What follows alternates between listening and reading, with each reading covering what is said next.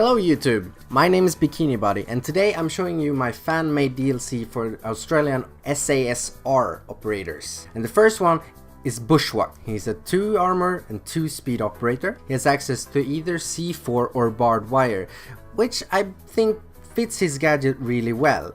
His first primary choice is the PP Bison, which does not have access to an ACOG, or you could also choose the AA-12 shotgun. For secondary choices, both of the operators have the Tech 9.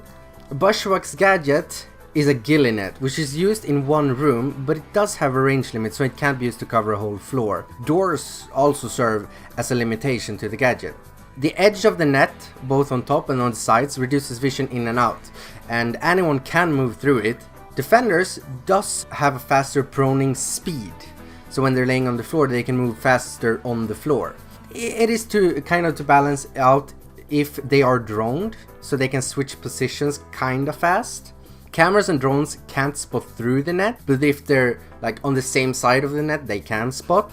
I really think that this gadget can be comboed well with trap operators such as Frost or Capcan, but also with C4. It could be played as an on-site defender protecting the objective itself, or you could play him as a semi-roamer taking control of a room close to the objective.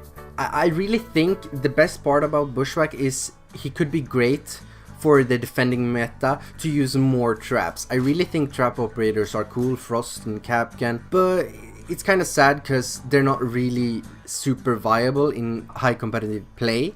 They're more like fun stuff to play, but I really wish they were more viable. Another good part about Bushwack is that he would discourage very aggressive plays, rushing in without droning. This game is supposed to be tactical. I really think that it would be great to somewhat discourage it. You're not safe under the net by all means, but it could discourage some people from rushing in guns blazing. A really good part about Bushwack is that how his gadget could encourage upstairs but also other unattractive objectives. Most are of course on house, but there are also some other maps where you never see certain objectives because it's really hard to defend. The gadget itself is a really good controlling tool to control the flow of the game, but it could also be really bad if the attackers get control of that room. Since the defenders most likely sit still, it can be very hard to see them, but if anything moves on either side of the net, it shouldn't be too hard to distinguish. The attacker for my SASR team is Betty. She's a 2-2 operator, 2 speed, 2 armor. She has access to smoke and claymore, which both fit her gadget as well. Her first choice of primary is the F90 bullpup rifle or the AA-12 shotgun.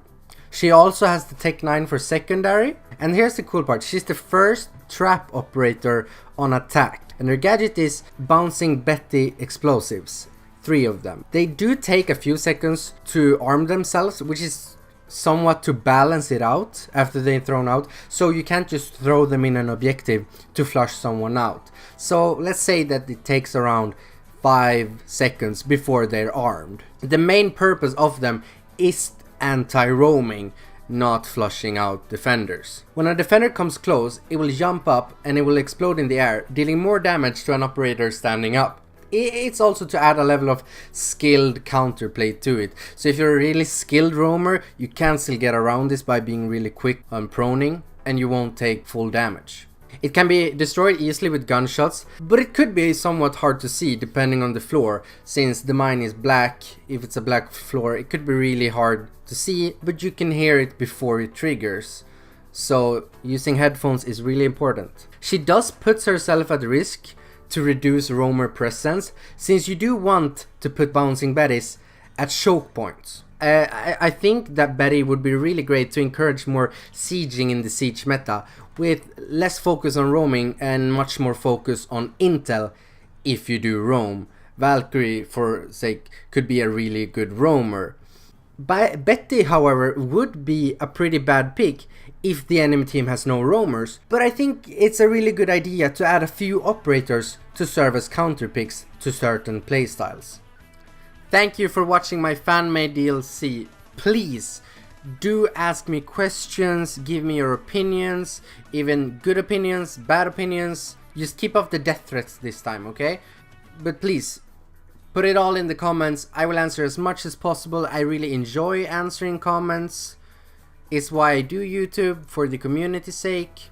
And I'm gonna keep up this series because I'm really enjoying creating operators for you guys. So yeah, I'll see you next time. Please subscribe, like, and share with a friend if you thought it was cool.